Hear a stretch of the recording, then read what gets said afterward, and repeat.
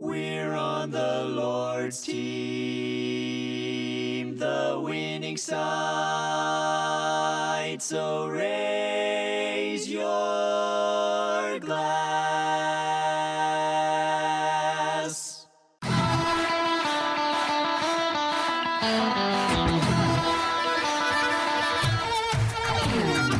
Welcome to the Catholic Man Show. Welcome to the intro that is hated the most. That is our most hated. The most negative it. feedback I that like we've that ever one, received from the intro. I did all the singing in that intro. And you sang well. People don't know that. I did all the singing. He didn't do that. That's no. why they hate it. That's not true. That's not true at all. I can't. I'm like George Washington. I cannot tell a lie. You cannot tell a lie. Adam Minahan here with David Niles. We have a great interview, second half of this show, talking about homesteading, talking about living off the land, talking About apples, cider, chickens. It was a farmer so we had two farmers on the show today. We had David Niles. Yep. We also had because I have 4 chickens. I'm a farmer. You're a farmer now. Yes, we made that very clear a couple episodes ago. Let me just tell you, I intend to continue to make that clear episode after episode for a while. We'll see how long it goes, but I just want people to know I'm a farmer because I have 4 chickens. And we hope that it ends quickly. It's like me and other professional farmers. We get each other, like we have inside jokes that we make that other people don't get because you're not a farmer. Right. I have some chickens, and so I get the jokes because I know the stuff, right? Because I'm a farmer, right? And get up early and stuff. Yeah, and like eggs and chickens and I get it. Stuff. I mean, so anyway, I don't want to go on and on, except that's exactly what I intend to do. Episode after episode. Yes, we got Juan on the buttons. Thank you, Juan, for all of your work. Your 1-year evaluation is coming up very soon. I'm anxious to give it. We'll see how it goes. I would just anticipate your pay to be cut a lot. I mean, you know what? On a percentage basis. It's his birthday today. Let's give him a little bit of slack. Yeah. Okay. I will suspend the truth until tomorrow. Happy birthday, Juan. Happy birthday. You have really good friends. Happy 16th birthday. Dave, we are picking up a couple new Catholic radio stations in the Texas area. We can't say, I don't think officially yet, the locations in Texas. However, we can say that. Can we not? I don't believe so yet. Why not? What if we just did? Well, I mean, like, what if we they just could stop airing us as well? What if we just officially did it anyway? Yeah. But it would be like us. It would be like us. It would be on brand. But for those who are just now listening for the very first time to the Catholic Man Show, we welcome you. We do 3 things most episodes. The first thing we do is open, review, and enjoy a beverage. The second thing we do is I'm going to get started on that. We sometimes talk about a man gear of some sort, something that a man needs, wants, desires for his day-to-day life. And then we'd have a discussion. Today we had like we said, we had a special guest on for the second half. But today, everything we do, we try to focus around virtue. And so today we're drinking a Clyde Mays. Clyde Mays. It's a straight bourbon whiskey. Dave, I would like you to try it and give your tasting. Give your tasting notes to it. Okay, so on the nose. On the nose, it's a very standard bourbon, vanilla on the nose. Okay. 90, I would say 90%. I'm using 90% like in a not hyperbolic, in a general way here. Sure. That most bourbons you can get vanilla on the nose. Mm-hmm. Okay, to me, that's what I'm getting. Maybe a little bit of clove, but. It's mostly just like the standard bourbon. It's interesting because their flavor profile that they have on the official website does not mention vanilla on the nose. Well, they missed it big time. I definitely think they swung a miss. Yeah, I mean they're trying to distinguish themselves is what they're doing. Okay. So just for the nose. So the Clyde Mays Straight Bourbon, the nose is soft and sweet on the nose with aromas of brown sugar, baked apricot, wild strawberry, and nutmeg, which would have been, you did kind of say clove. A lot of times the clove spice, nutmeg, you can kind of relate to. They're sometimes intertwined. So to me, the clove. What about the palate? On the palate, let me just tell you, like, my first big picture impression here, very good. I like this one. Okay, I like it more than I like most. You'll also like the price point. What is it? $38. Yes. So, like, this is one to buy. Yeah. Like, there's a lot of them that we have on the show that I say not worth the money. Absolutely worth the money. This is one to buy, to drink, and to serve. Mm-hmm. I can just tell you, like, this is a good bourbon. You're not. It's not like this is going to be the best bourbon you're going to put in. No, but it's in not somebody's glass in any way, shape, or form. But if you serve this to somebody, even a whiskey drinker, even someone who drinks a lot of bourbon, who drinks a lot of whiskey, they're going to say, "Hey, this is a good glass of whiskey. What is it?" Yeah. Especially if they don't know it. So for $38, absolutely something. Like, if you're looking to stock your bourbon cabinet, your liquor cabinet, get this one. Yeah. So I do get the clove. It's, to me, not on the nose. I don't pick it up there, but I do get it on the aftertaste. Okay. It's a good long finish. Mm-hmm. To me, so I do get some of the spiciness of the clove. It's not so much the flavor of the clove, but clove is a spicy. So I do pick it up there at the end. I pick up what you're setting down. Yeah, I get some butter, a little bit of butter on the palate. Have you ever had Irish butter? Yes, because I am Irish and I eat butter. Okay. The palate actually says. I don't actually know that I've had Irish butter. I don't know. Oh, dude, it's really. What makes Irish butter? It's not. It's like better. It's just a better. Butter. On the palate, it says it's wonderfully soft with a complex aromas of barrel spice, which is what you're talking about. Okay. Barrel spice, fruit, and oiled leather. Finishes long and delicious. Which you hit. You said it was finished long. One of these times, I would like to reverse the roles. Honestly, I get a little bit of banana on the palate. Just a hint. Not a whole lot. I would like you to do it next time, and like me try to figure it out. Typically, I'm the one. Why don't we just do that all the time? Well, I don't care. Yeah, fine. Why do you even read the thing? We should because it's always interesting to know what they say. Well, we should both figure it out and then read it. Yeah, okay. Fair enough.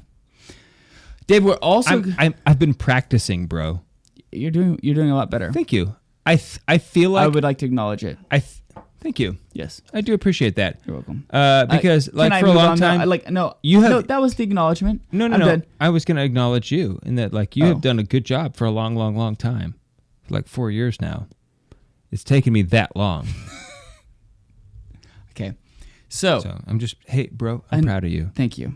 Thank you. One of the other things that You're we're welcome. doing is we're going to the Oklahoma Catholic Men's Conference this weekend. Right. Super excited about that. Jeff Cavins is going to be there. I know most of you guys who have listened to the podcast before, we have promoted Father Mike Schmidt's Bible in a Year podcast. It's phenomenal. He's pulling it from the Great Adventure Bible series by Jeff Cavins. Like, Jeff Cavins should be getting. He does. He gets a lot of the credit for that podcast. So does Father Mike Schmidt, obviously. He's better looking.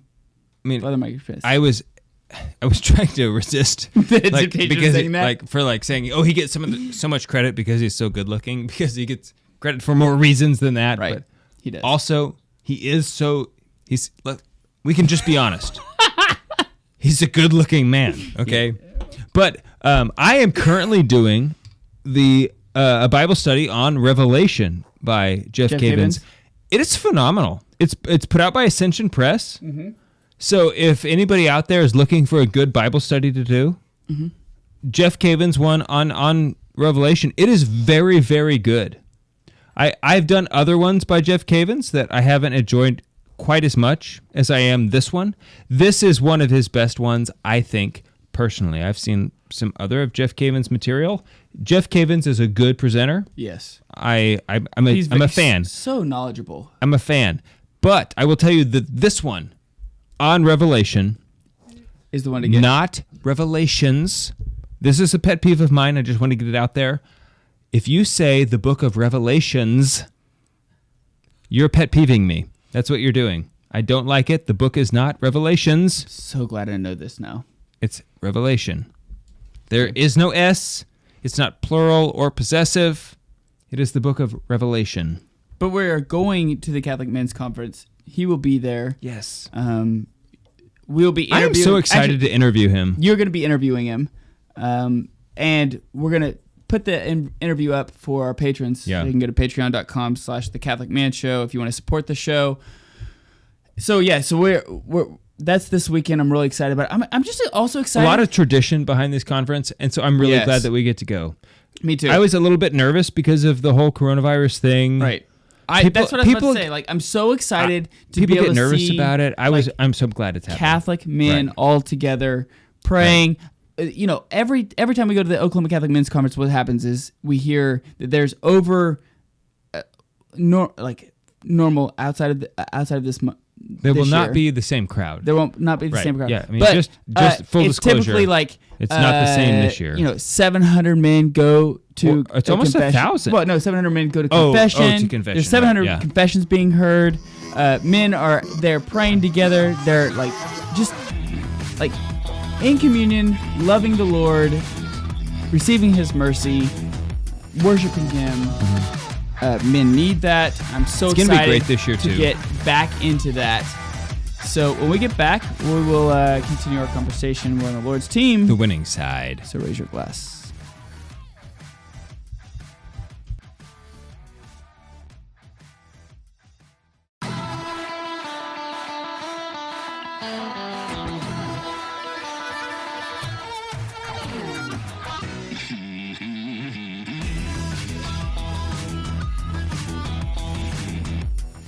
Welcome back to the Catholic Man Show. I'm David Niles here with Adam Minahan. This segment brought to you by Select International Tours.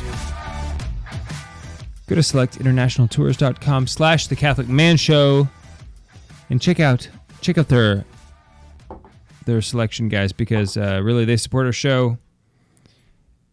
They really do have a good selection of tours. If you guys are looking to go on any pilgrimages this year, the pilgrimage industry is way down. Just look at the screen right now. If you're checking out the YouTube channel, just check them out. $500 off. $500 off for couples. Per couple for right now. I mean, that's a lot of money. And you can cash it in for a full year. So you get a full year to decide where to go. Right. $500 off. It's a win. Yeah. So do that. Just check them out. Yeah. Thank you. Okay, so we are going to talk to a homesteader today. Mm-hmm. Full disclosure, we actually talked to him already. So we already know what we're going to say to him. But it hasn't happened yet. Podcast time. Mm-hmm. It's going to be a good it's going to be good. Like, I can already tell you it's going to be good. Yeah. It was a really good conversation. I thoroughly enjoyed it. Yes. So David, here's something that I wanted to talk about a little bit is on festivals, like festivities. Okay. We're about to go into Lent. Yeah. And actually we talked about the cyclical nature of the church and life, how there are different times in the church and the importance of when we feast and when we fast. Right. And, I was reading Pieper earlier yesterday, and he makes this really important point about how festivals, like festivities, really are only for celebrating in the divine. When we get to the point where we're having festivals or festivities in the secular way, that we're losing the fabric, the moral fabric of society, because you're making up things to celebrate, which means that if you have to make things up to celebrate, if you have to make up reasons to feast, It just says becomes more something. work. Well, I think, Yes, as I recall, he Right. actually talks about that secular celebrations, when they're detached from the virtue of religion, and religion is a virtue, that they actually become a cynical form of labor. Right. Because now you're forced to celebrate in a certain way, according to certain traditions Right. that mean absolutely nothing. There is actually nothing to be celebrated other than the fact that this is what Society is some doing. arbitrary set of values decided. Decided to It's do. sort of like taxes. Like, why do you get a 2/3 deduction? I'm just making this up. Like, if you have a home office in your garage, well, that's just what the IRS decided. There's no real reason. And so it's like, that's kind of festivity from a secular perspective. It's just, that's what they decided. Right. Right. And so, like, yes, there is something about that. There's a cyclical, thank you, Yes. nature. You're welcome. Yeah. I don't know why you said thank you to me, but I was actually saying it to myself that I said it the right way, but okay. I But you're welcome. appreciate it all the same. Yes. That, yes, we have like a pattern to things that, the things are dependable. Right. There's something about that there's a certitude to life, that we can count on certain things to be a certain way, right? But when it comes to festivity, it's the most crucial thing in the liturgical calendar, in the season of things. In fact, the festivity is more important than the fast. fasting. Sure. I think, did I mention this in the last episode? It's tough to remember because we always talk and we're always having know, these I do. conversations, and like it's tough to remember. I'm with you. I have no idea what I said on the episode and what I just said to you in person. Right. But the feasting is more important than the fasting, because the feasting represents a eschatological reality, and the fasting represents an earthly reality. Okay, so we fast. To be sure, we should not be feasting without the fast. Right. So the fast comes first. It is primary. It is primary in a temporal nature. So the fasting should be first, but the feasting is more important. Well, it's the same way. I mean, you have run this parallel, and this is what Pieper does really well: is that you work so that you may rest, right? You Exactly. Right. like the Exactly. work- That's why we work. right. So Because that we may, resting is so important. Right. We fast because feasting is so important. And the then- heavenly reality is so important right. that we fast in preparation for it. Right, and that's what gets so beautiful. Like when you start thinking about, like, the feast of the Lamb, the Right. Last Supper, like being able to rest in God, like eternal rest Right. grant unto Him, O Lord. Imagine that you're about to go to someone's house and they have this. They've told you they have a feast prepared. Every delectable food that you have ever wanted, everything that the senses could desire The is going to be there. The desire. appetites, thank you, Yes. is going to be present in the highest form. Mm-hmm. And right before you go over to this place, you just eat a bunch of crackers, and you just fill yourself up on junk food. Right. That's just not as good.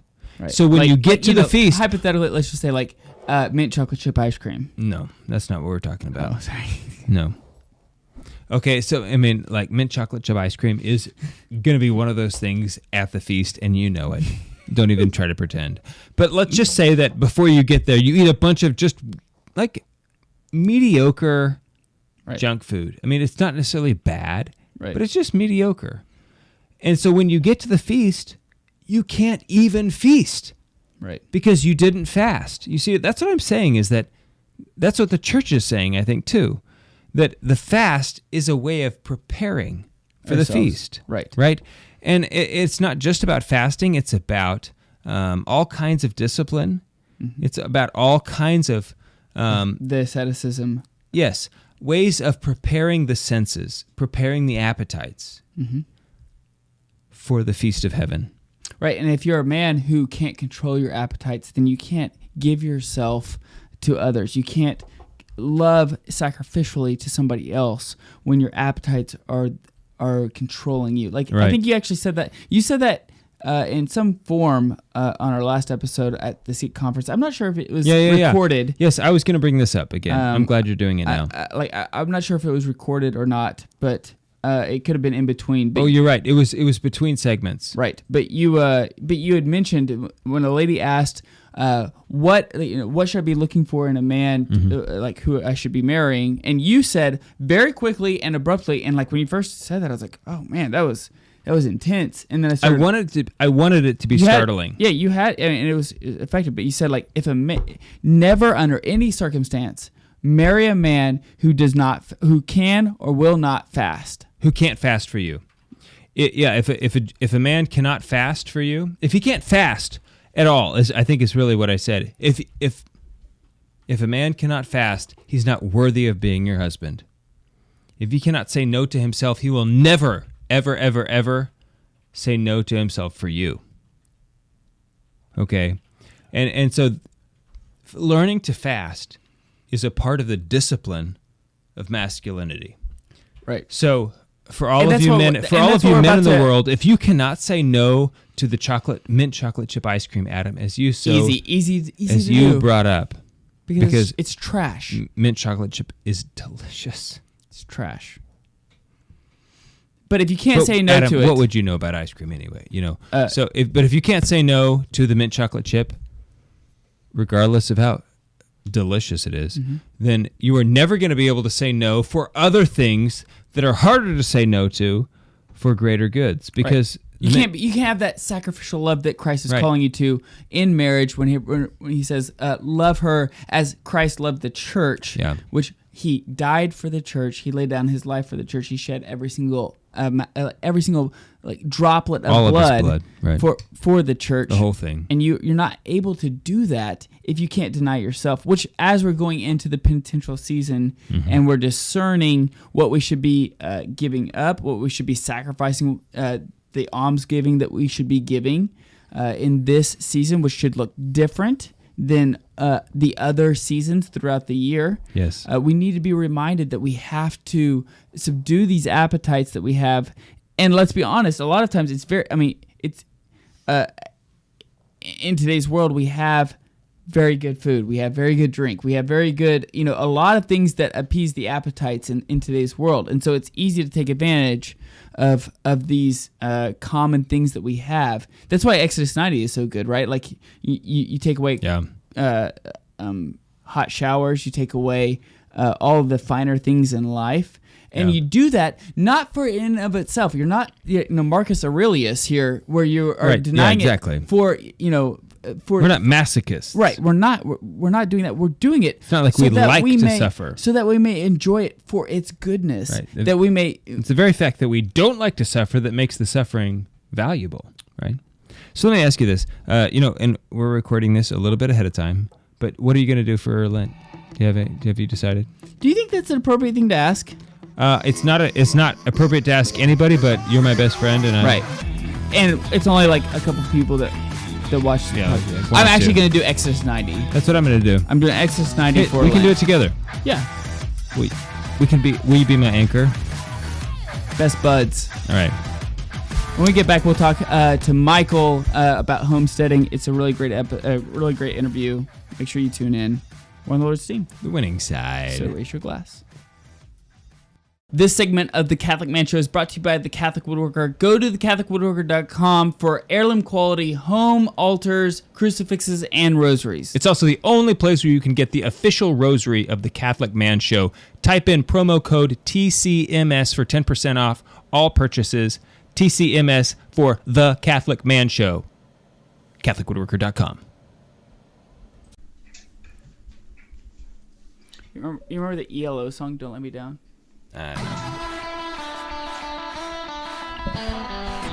Please don't ask me dumb questions. Okay, sorry.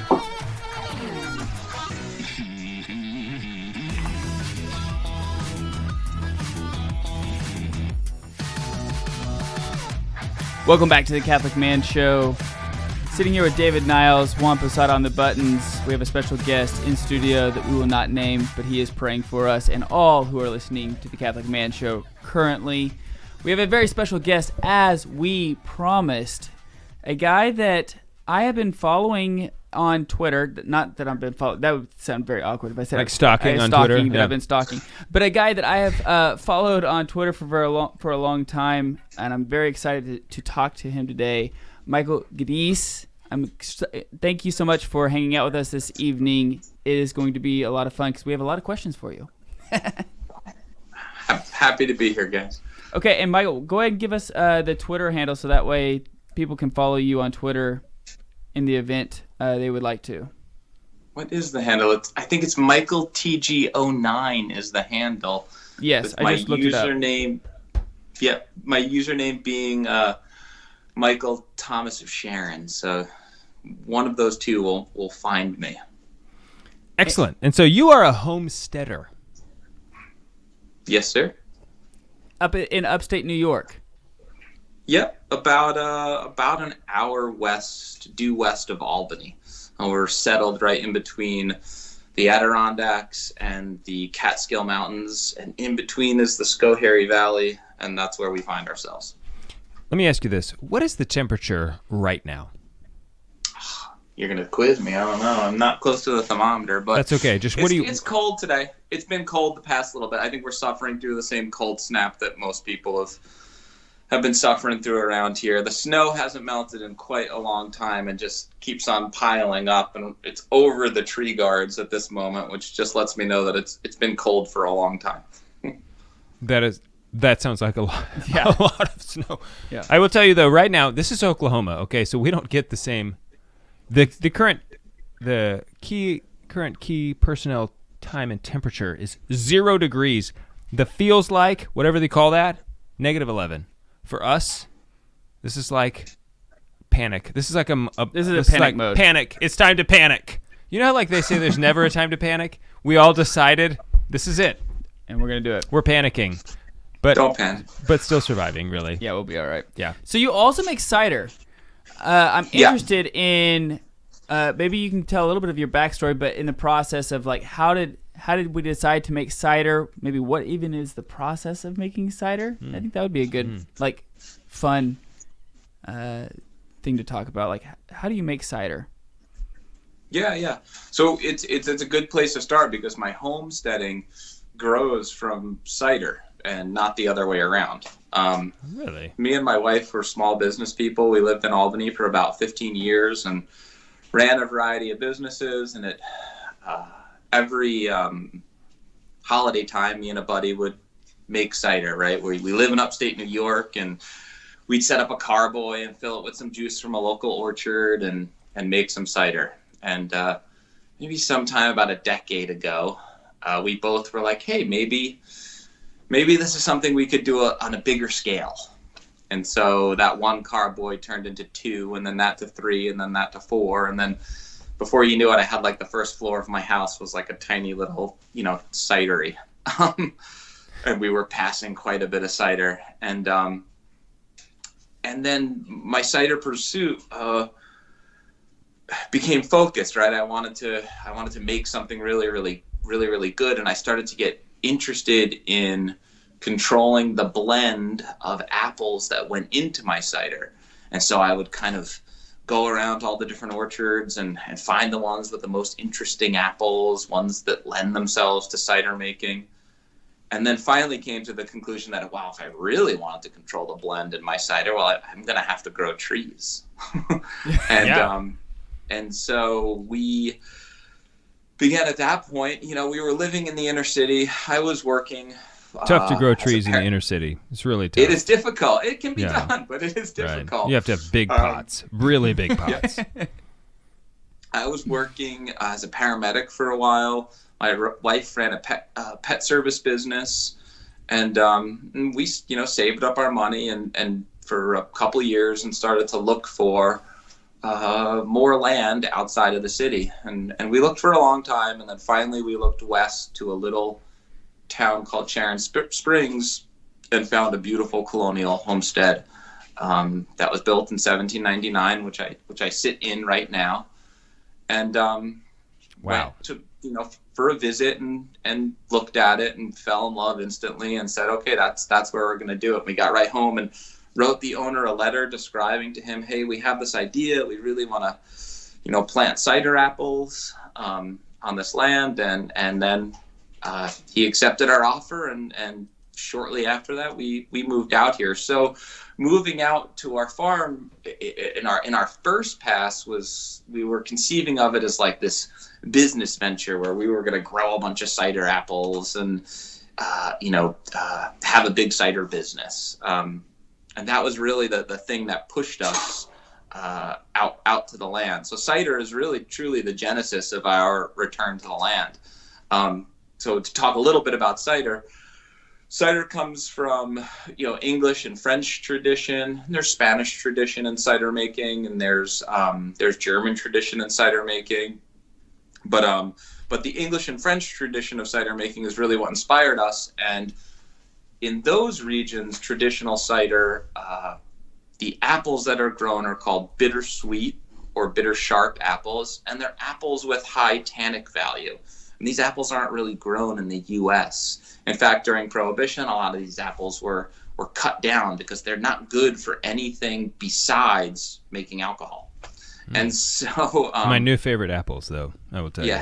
Yeah, bittersweet apples. They have great names too, like Chiseled Jersey and Tom Putt and Yarlington Mill and Ellis Bitter, and these wonderful English Bulmers, Norman, French and English names. And so our idea was to grow an orchard exclusively of bittersweet apples. And so we showed up here and started experimenting with different rootstocks and grafting apples onto trees and started to grow a bittersweet orchard.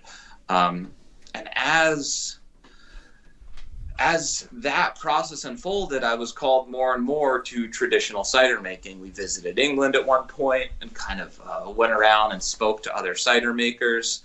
And the tradition of cider making, not just the kind of apples you grow and the way that you make it, but really the culture of cider linked me to this idea of kind of traditional agrarian culture.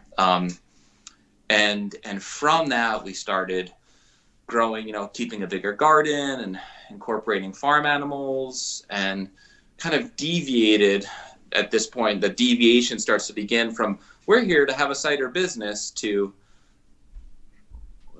this project of traditional embracing a lifestyle. Life. Starts to emerge. And then everything kind of interweaves in this really interesting way, and I start to leave contemporary agricultural practices and start to really research more traditional agrarian stuff, how orchards were kept, and we integrate sheep into our orchard, and we only plant on traditional rootstock, so we don't grow apples on like a wire like a modern orchard would with dwarfing trees. We are growing trees that will eventually be 30 feet tall, and we graft these old bittersweet varieties that are good for nothing but cider.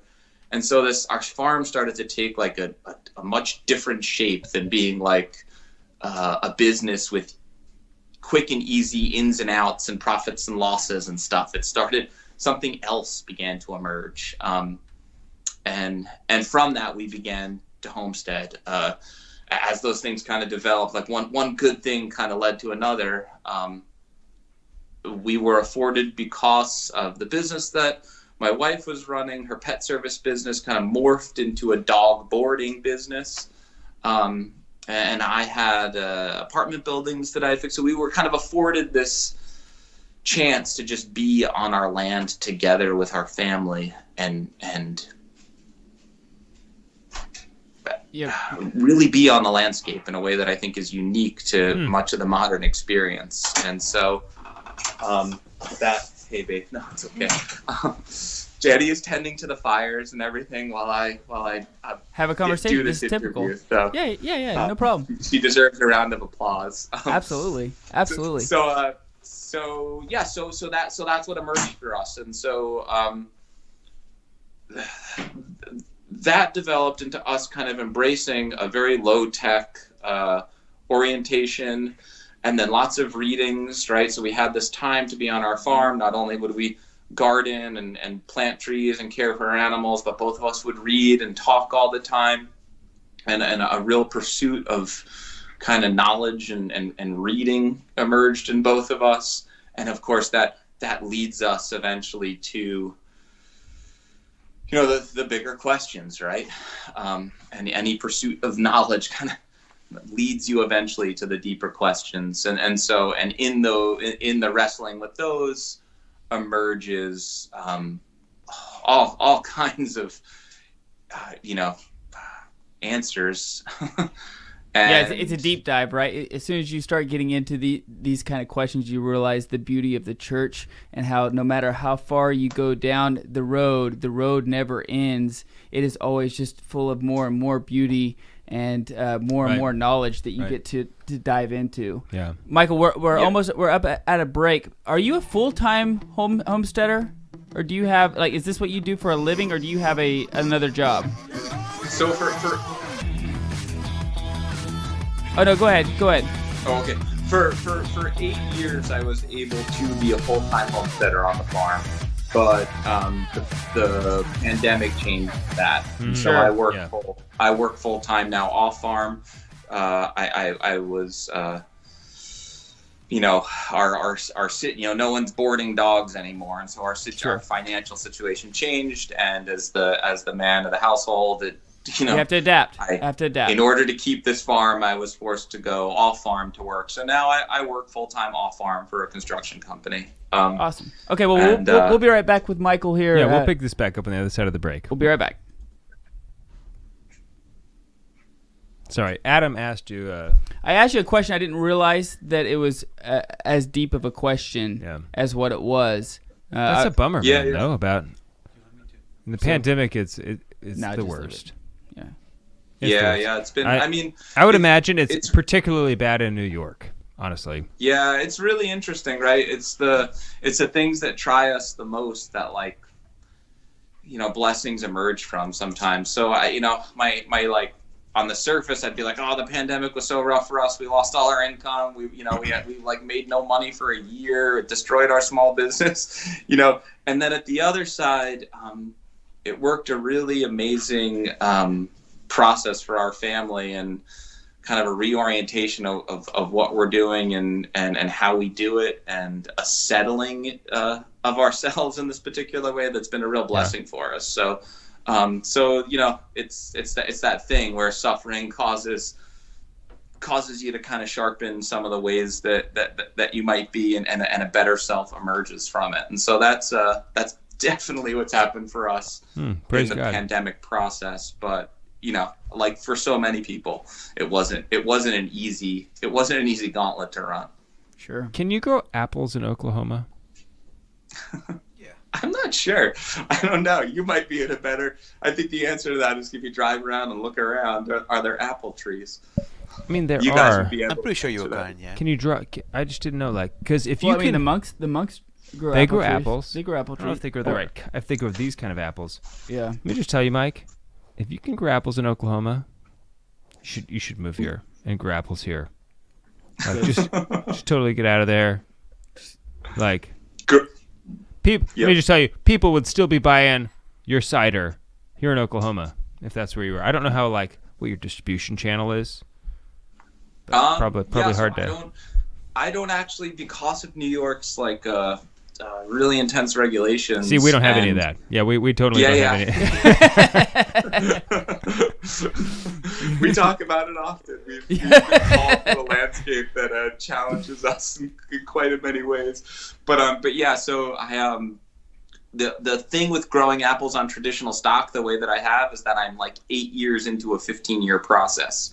So so I'm literally rooted here. The thing about homesteading is it's not a quick turnaround. What about this? They got those trucks that no. Big, we're not. The big forklifts. Have you ever seen those? They dig up a whole tree. Yeah. No. Okay. We could dig up all 1,500 and drive them over to Oklahoma. One at a time. One. That would be cost efficient. I don't think it would take 8 years though. That's the thing.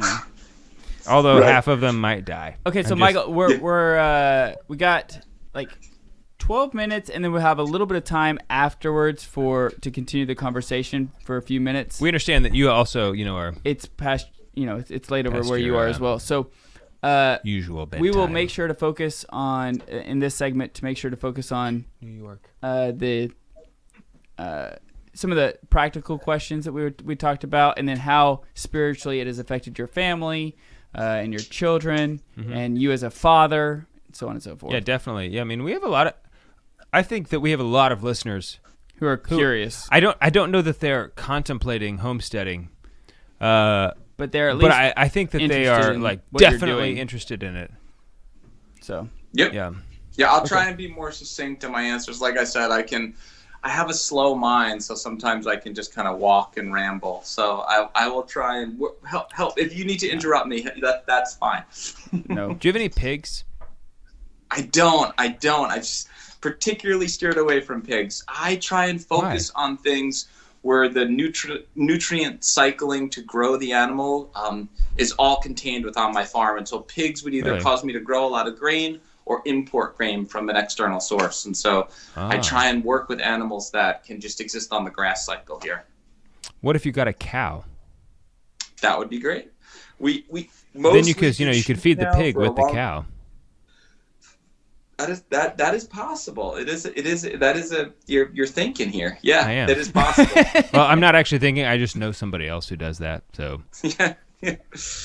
No, sheep and geese are the two I like. Geese are the only poultry that can graze. And so, remember I told you I was going to try and sell you on geese. Geese don't have a grain bill because you can set them on pasture. And so I look for animals that I can just kind of set on pasture and create nutrient cycling from the grass cycle on my land, right? What comes out of the sheep ends up in the garden. They control the grass in the orchard, so I don't have to mow, and then we eat them. And so there's every in and out with the sheep is kind of working back into the landscape. And the same thing is true with the geese. They dig for grubs in the orchard. We eat them, and they can eat pasture. So there's as few external outputs as possible, external inputs as possible is what I'm trying to achieve here. Right. So they eat more grass than the chickens. Is that what you're saying? Yeah, exactly. No, Because I've noticed the chickens, they do eat some grass. I've noticed that they will eat. They definitely eat. They eat the weeds anyway, the broadleaf stuff. Yep. A smaller chicken flock can usually subsist on like kitchen scraps alone, and then whatever bugs they forage. So that's pretty much where our chickens are at. Occasionally we'll throw some grain at them in the different points of the year, but mostly it's just kitchen scraps and bugs, foraging. I just caught a frog the other day. It was ridiculous. I mean, it's like Pretty impressive. Oh, they all went crazy. All right, before we go down another rabbit trail, let's go ahead and let's roll. And I have so many chicken stories, and I've had chickens for 2 weeks, and I cannot tell you how many chicken stories I have. Are we gonna do international travel? we will. I'm telling you, Michael, we're like the same person, basically. Okay. Definitely. It sounds like. Definitely. That's right. Definitely. David, you also we're all not so unique, right? you also have a berry bush, so it's pretty much the same as well. I do. I have many raspberry bushes. I have a blackberry bush and a blueberry bush. There you go. So you guys are basically the same. I mean, but I don't know what the chickens are gonna do to it. So I'm a little bit hesitant. Don't you? Don't.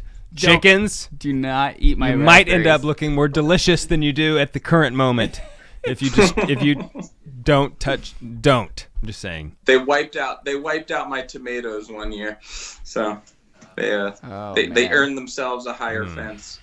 They might earn themselves a crock pot. Yeah, that too.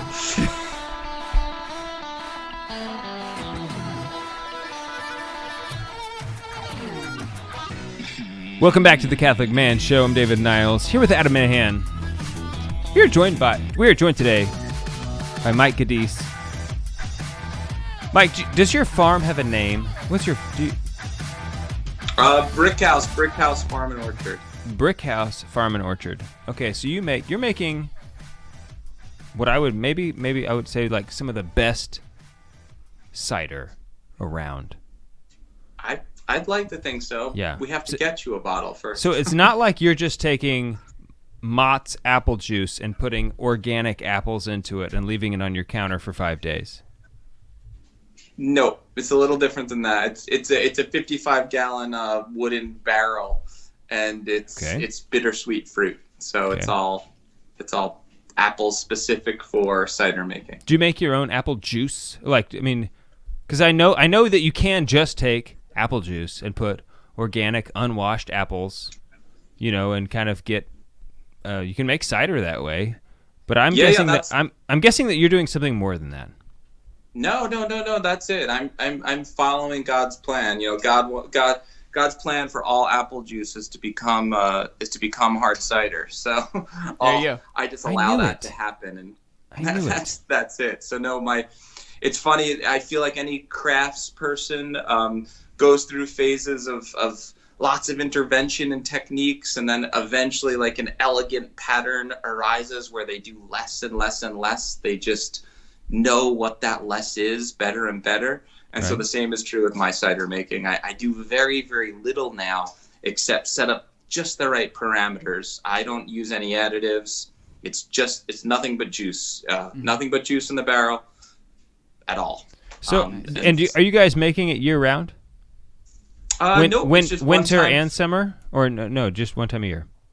Yeah, just one time a year. One of the things about homesteading is that you fall into seasonal patterns. And so, a lot of times in the modern world, we get used to like daily schedules, right, and things are disassociated from their seasonality. That you can kind of get anything at any time and all this stuff because you're keyed into global networks. And one of the things with a real intense localism or a homesteading that is very based like in the landscape in which you live is that you begin to live in like a seasonality. So my life moves much more with seasons and the rhythm of seasons. It's something very, very profound. It was a shift that I found to be very, very profound. The same things happen every spring, the same things happen every winter, the same things happen every fall, the same things happen every summer. But each one of those seasons is very unique and has their callings to work that are and patterns and rhythms of the day that are very distinct in those different times. So cider is made at the end of fall. I think that the truths that you're getting at here are profound and things that people don't think about, but that something that the church has sought to teach people ever since her beginning. We have this liturgical season. We're on the advent of Lent, if I may say it that way. And Lent doesn't happen all the time. It happens, it's once a year. Talk about, if you would, some of the spiritual insight that you may have gleaned from this seasonal approach to life, where you can't just do everything every day because you want to. There is, for me, my Catholicism arises as a faith of my ancestors, but the biggest way that it emerged in my life, I know some people find it immediately through gospel, and some people find it through the actual traditions of the church. The way that Christ emerged for me was in the presence of creation. I would spend many days out in my fields, in the kind of the idea, Saint Benedict I think says it right. We lift our heart to the Lord when we labor and pray with our hands. Something to that effect is the quote. And so I was in this daily process of labor with the land, and then quiet contemplative time. We have like an oak grove in our property that I would spend a lot of quiet contemplative time in. And through that presence in creation and seeing the same place through the seasons, it wasn't like a moment of epiphany, but in different ways the Trinity arose for me. And I kind of, before I returned to the faith of my ancestors, I think wandered in a vague kind of deism that many Americans kind of wander in. And would spend this quiet time, and through that quiet, reflective time, all of a sudden, and not all of a sudden, but at various moments of epiphany in my own process, the Trinity arose for me very, very powerfully in the natural world. And that is one of the single most things that kind of drew me back to the faith of my ancestors, which is Catholicism, was the undeniable emergence and presence of the Trinity in the living natural world. And it had a deep and profound effect on me. It was very related to like the earlier part of our conversation, which is like, what led me to homesteading, and my experience as a homesteader is very much tied up. And my experience with landscape and as a steward and animal husbandry are all very, very tied up in the re-emergence of Catholicism for me in my life. And so yeah, it's been a very, very interesting process. But so I think that gets to your question a little bit, because that witness of the landscape, of course, and presence in the landscape and work in the landscape is a seasonal thing, right? You make hay when the sun shines. You stack wood right. when it starts to get cold. You process animals at the end of the season. You plant trees at springtime. And so all of the work is wrapped up in this seasonality. Yeah, it's almost like I think, as if God ordained a time for all things. For all this, yeah. But Michael, how do you? I think I wrote that, by the way. I just want credit for it. Okay, that's fine. I'll give you credit. Michael, how do you feel that your kids have taken to this? Because by all today's standards, your kids are living a different life than the modern kid. I'm assuming that they are out in the field. They're kind of anti-technology, not anti-technology. And I'm sure you get criticism from some people. Yeah, I mean about they're not sitting in front of a TV very often. They're not sitting in front of a computer. They don't have a cell phone, most likely. I'm guessing. I don't know this for sure, but I'm just kind of making some presumptions here. But like, how do you see your children's spiritual life, faith life being affected by by living in reality, by living as a homesteader?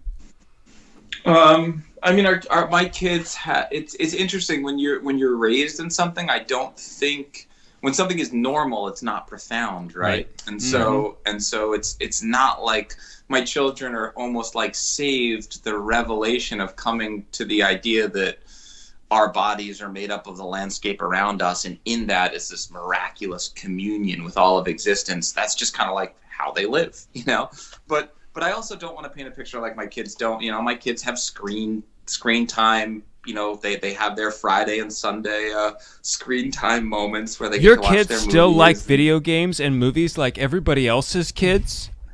Yeah, that is shocking.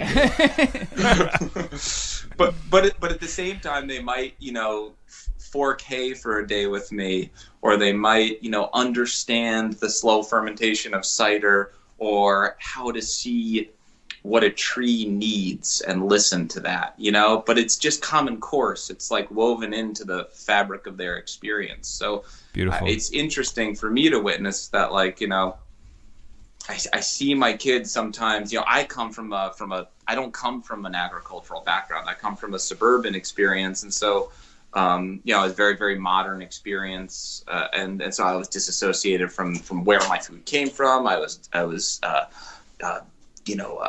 separate from creation a lot of the time. And so all these things for me are every time I return to tradition, it's like this profound experience that I could talk ad nauseum about. But, my daughter might lean on a fence at a friend's house and say, "Ooh, that piglet looks tasty," and it's just normal. That's just her life. I do that exact same thing. Mike, a lot of guys maybe, and by a lot of guys possibly just me, but I a lot of times romanticize the idea of homesteading. Right, I'm in the day-to-day grind of. I love the idea. I love the idea of homesteading, without right? any experience about it. It's nothing but positive affectation towards the idea of homesteading. What would you say to guys like me though, who are like have no really idea about homesteading, romanticize it? Is it really? like, is there a trap of thinking that it is more than it is, or? Yeah. I'm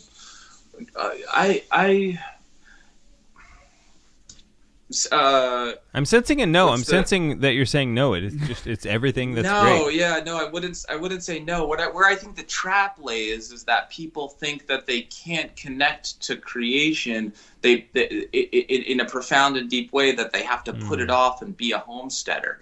But you can grow a robust garden on a half-acre lot, in the middle of the suburbs, and be deeply, deeply connected with your soil and the life around you in a profound way. I used to have this hang up where I was like, I was only going to be a farmer if I made money at farming. And then there was some bridge I crossed eventually where I said, no, I'm a farmer because I take care of the land and I build soil. That's what makes me a farmer. Making money as a businessman, caring about the soil and the life around me and tending to that and stewarding it in a way that respects it.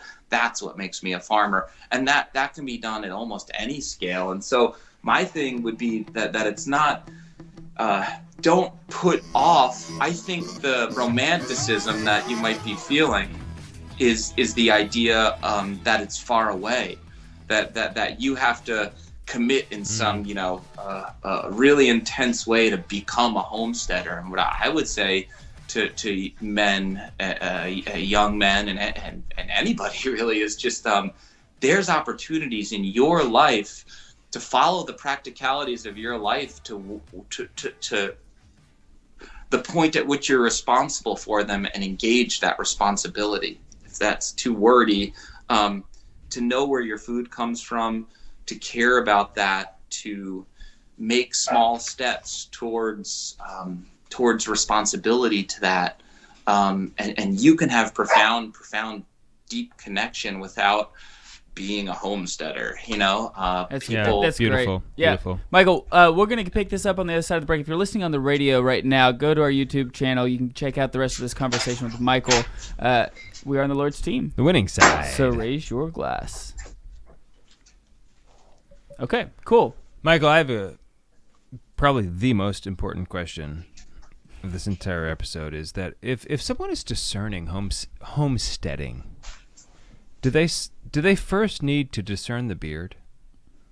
No, the beard is not a prerequisite. No, I don't know. I don't know, Michael. I think I'm not sure you're being honest with us right now.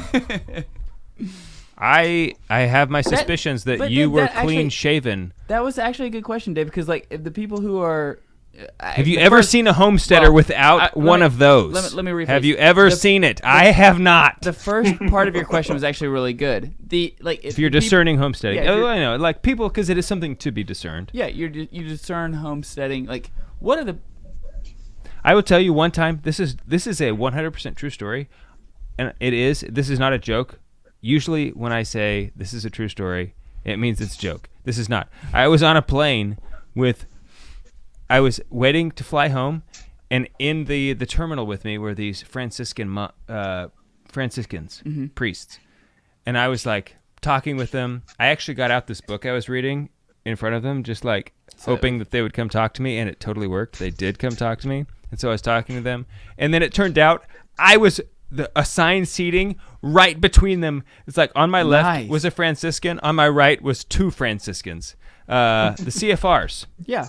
Franciscan. Yeah, I mean, legit. These are the CFRs are legit, right? Renewal? Okay, and I asked them the same question because all of them had these beards, behold upon in the screen, and I asked them the same thing, and he kind of laughed and he said, "Yeah, yeah, you do kind of need to discern the beard. I mean, everybody has one, I defer to the Franciscans. I think you should. I think you should grow a beard and see how it makes you feel. That's my suggestion. I've done it, and it made me feel strong. I will tell you, Michael. Two-parter here. Your favorite part about homesteading and your least favorite part. Yes, this is the question right here. Oh, my favorite part. What's my favorite? There's a richness, right? And if you're, attempting to take responsibility for your communion in this world and focusing on that very closely, there's a powerful depth of reality that emerges that is very, very beautiful. So that is definitely my favorite part. I think my least favorite part, right, there's the animals that you lose and there's the trees that die.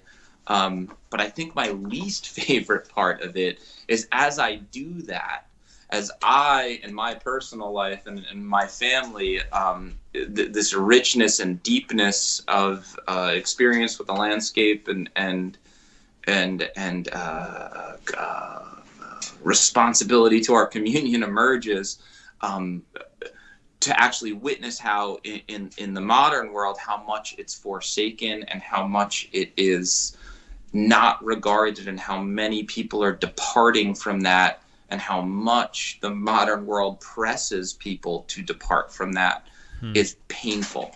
It's painful to witness and understand the threads of tradition that are being cut. And so that's hard. The more I get it, the more that I get what's being lost, that the last generation of farmers that have the hand technique to understand how to cut and bale hay without machines are passing on without having a repository for posterity to carry what they know, and that's dying out. that seeds aren't saved anymore. Mostly by corporations, or that our topsoil is eroding at terrifying rates. To understand what is being lost and how fast it's being lost is terrible. So that's the answer. that would be the answer. It's really driven me in my life to commit harder and harder, but then to also at points in past feel like wow, this is a very uphill battle. This is not, it's difficult to witness the trajectory of the world in its forsaking of tradition and connection to the landscape, while at the same time forging a path of deep, a heartfelt connection with the landscape. Let me give you a different version of that question. What was the hardest adjustment when you went from being a city slicker to a homesteader? I mean, so this for you was, a long time ago, because I imagine these adjustments took place very early on. I mean, was it the detach? I imagine for myself, stepping into your shoes, someone, or just for the average person who lives in town, there's a detachment from technology that needs to take place, but maybe that's not it. So like for you, what was the hardest adjustment? Yeah, my heating. I think heating. In our first year here, we weren't familiar with heating with wood, and it was cold. It was brutally cold in our first year. So that was one of the biggest adjustments, that we went from a little. That is a serious thing. Yeah. We went from a little apartment that was really easy to heat to a giant colonial house that was drafty, and we had really not a great grip on how to heat with wood. And we've gotten better at it. Our stove is huge, and our house is very, very warm now. But in our first year, it was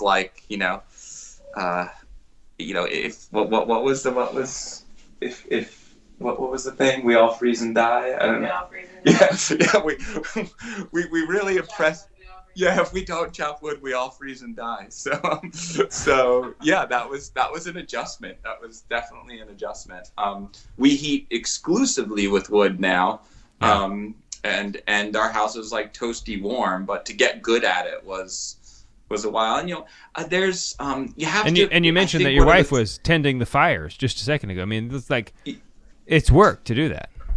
Oh yeah. It's definitely there's work, right? There's the work side of things, but we've always kind of been entrepreneurial people who are industrious, and work was never I think we enjoy the work. There's failure, there's heartache when you tend a sheep and she dies anyway, or you plant a tree and nurture it for 8 years and it's your favorite one and it gets eaten by a rabbit, for breakfast, So there's like those heartache things, but Wait, do you say you have rabbits eating your trees? Right now, yeah, it's terrible. What kind of rabbits do you guys have in New York City? Do you have like Monty Python and the Holy Grail kind of like rabbits? Yeah, they eat the bark off the tree and it girdles them and kills them. So what's happening right now is that the snow is piling up over the tree guards, and so the rabbits have access to the trunks again. You need more of those dogs. That dog yes, you have right there. More dogs. We have 4. Still not enough. More dogs. And what kind of rifle is that behind you? I've wanted to ask you that from the moment I saw. Oh, that's a Mini 14 223, chambered in 223. It's a family heirloom, and there's been a rifle over this mantle since 1799, and as an American, we intend to keep it that way, and so there's still one here to this day. Michael, one of the things I've said before, like, do you know Dr. John Cutterback by chance? Have you ever run across some of his work? Dr. I'm John sorry, Cutterback. who is that? Dr. John Cutter. Oh yeah, you know Dr. John Cutterback.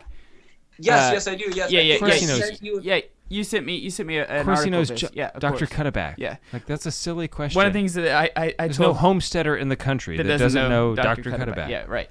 One of the things I told him one time, I think it was actually ironically on email or Facebook or something. But I told him there's not very many problems in this world that can't be solved by taking your kids out and chopping wood. I knew that's what you were gonna say. I knew that. There's not very many problems in this world that can't be solved by just getting out there and chopping wood.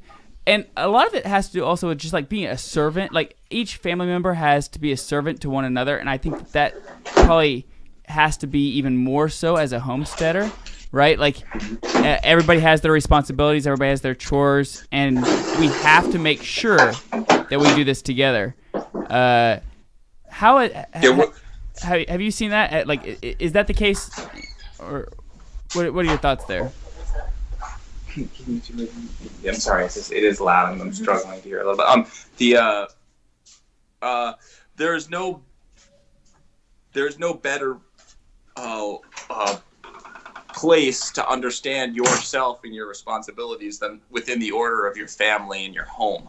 A home and family is known by reference to your place within it, and so by spending every day together, like on a farm, and kind of working on a sustenance way, where your home is also the means through which your existence arises, your place emerges in this very profound way. And so one of the discussions I think in our family, right, is about our relative place to one another, and that's constantly reinforced by the work that we're called to do in our attempt to homestead and take more responsibility for ourselves, where, right, modernity kind of has this placelessness that every single person is interchangeable and kind of a citizen unit, abstract from a family. And in our home and in our roles in our home, our place is known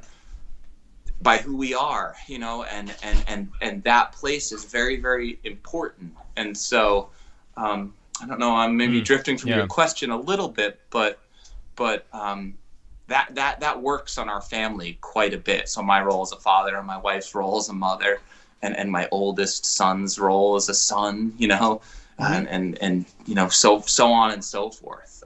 The importance of these places, and with that, a sense of who you are and who you are responsible to, defined by who you are responsible to and what you are responsible to, emerges in this more profound way, I think, than when everything's just a turn of a knob and a click of a button, and right. You're as interchangeable with anybody else in the role that you operate. That's not the way here. So yeah. Mike. Yeah. This will be my last question, because I know it's getting late and you got to go. But I have found that one thing about me is that I'm a huge fire guy. Okay, so I would totally be down with what you're doing heating wise at your house?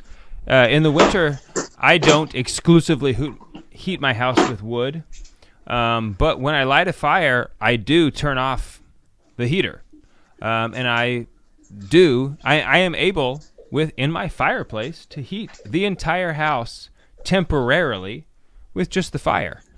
And I have a 2-story house, and it works. I do turn the fan on just to get air circulation, but what I have found is that heating my house with wood feels different. Like it's just not in the fact that it's warmer or anything like that. I just mean just the reality of it is different. And I find the whole family is now gathering around the hearth. The hearth actually becomes the heart of the home instead of just symbolically being the heart of the home. There's just something that I connect with, something that even the children. I have young girls. Okay, it's not like I even have a brood of boys. I have 3 young girls and then an 8-month-old boy. But even my daughters appreciate the fire. When they see me doing, are you going to build? What they'll say is, are you going to build me a fire? Which is just so endearing. But there's just something I love about the fire, and I think that as men, this whole I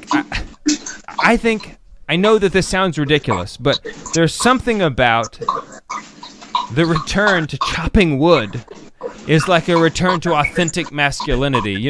This, and I sometimes make jokes about it with my wife that if she sees me chopping This is a wood, long question. That's why we have so many children, because she watches me chop wood, right? But and you're chopping wood.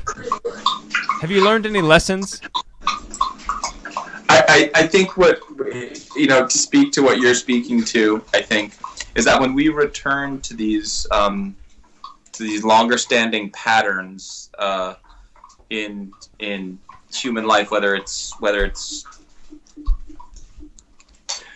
raising your own meat or vegetables, or chopping wood and heating your home with it, there's a richness that emerges in the texture of reality that speaks to you plugging in to patterns that have existed for thousands and thousands of years. Just in the same way that we plug into the traditions of the church as Catholics, right?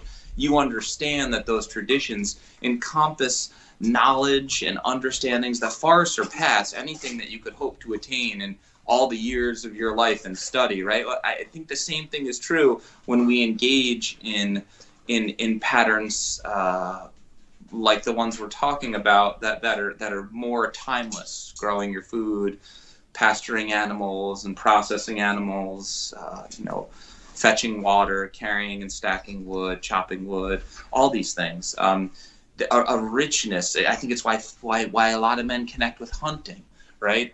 There's this richness in the pattern that emerges that says something beautiful and profound about this world that God has put us all in. And so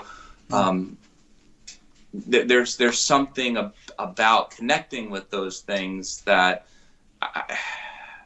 you don't need words to experience it, and it's kind of available to everyone. Like the richest life is the most simple one. It's like paradoxical in this strange way, but also I think clear to and speaks to so many people regardless of who they are. And so I think that that's what you're getting at, in that experience with my house just feels different when I heat with wood, and you would just feel different if you grew all your food, or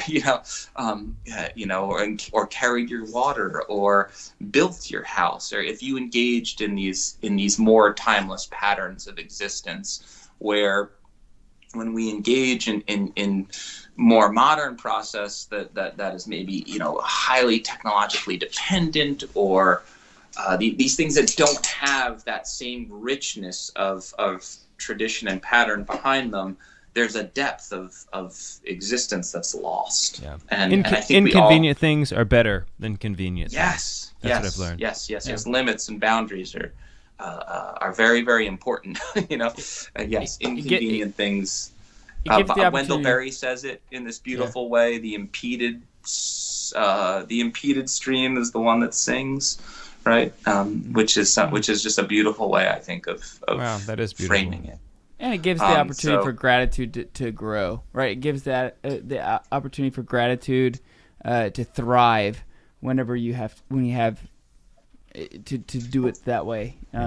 So, Michael, man, we do have a priest in the room. Anything off the record, Father, that you would like to ask? Any off the record things? No. Okay, Michael, you have been a blessing to talk to this evening. I hope that we can schedule something again to maybe have you back on at a later date. I hope that everybody will go check you out on Twitter, and I'm grateful for your time. And please give your best, our best to your wife for letting us borrow you for the evening. Yeah, thank you. Thanks, guys, for having me on, and I'd be happy to, talk more with you guys at any point that you wanted, and then even past the radio show, if there's. If the idea of if there's any way that I can extend myself to help you two and just you two people as men who want to connect deeper with the landscape or a homesteading experience or anything like that, please feel like that offering gate is open. Thank you. I'd love to help you guys. So, Michael, if any of our listeners want to find out more about what you guys are doing, do you guys have a website that they can? Not really. If you go to our Twitter, my Twitter, you'll see that we recently built a cabin. We built a timber frame cabin way out in our backfields, and we're hoping relatively soon to have a way to engage. We get so much interaction from people on our social media about questions like you guys were coming at, came to us with, and interest in what we're doing, and so. That's kind of working, and I'm someone who plants and cares for trees. I'm very satisfied with the slow emergence of things, and so we built this cabin, and I hope that it can be a vehicle to connect with more young men who are looking for this kind of return to the land, and that we can help. We can help be people who can help steward that process for people. So more on that if you continue to follow my Twitter. As that emerges. So if there's somebody who wants to buy cider from you. He didn't sell it. You don't sell it? Yeah, I don't sell it. I only give it away. So you can't. You have to come and you have to accept a gift. That is the worst business model I've ever heard of.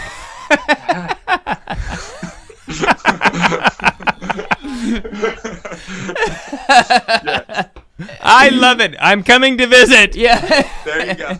I can't wait to see it. All right, Michael. Michael, really, thank you so much. Thank you very much.